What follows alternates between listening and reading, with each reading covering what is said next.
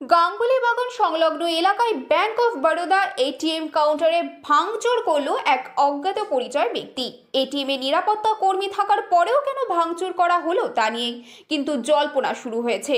তবে প্রাথমিক তদন্তে মনে করা হচ্ছে ব্যক্তির এটিএম কার্ড কোনো রকমভাবে এটিএমে আটকে গিয়েছিল, যার কারণেই এটিএম ভাঙার সিদ্ধান্ত নিলেন ব্যক্তি।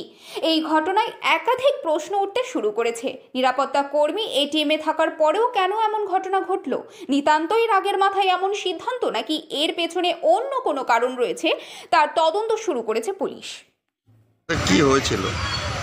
ওই বাথরুমে গেছিল, ওই সময় কার্ড নিয়ে টাকা তুলতে গেছে, ফেটে গেছে। ওই রাগে আর কি মানে লিক করে দিল।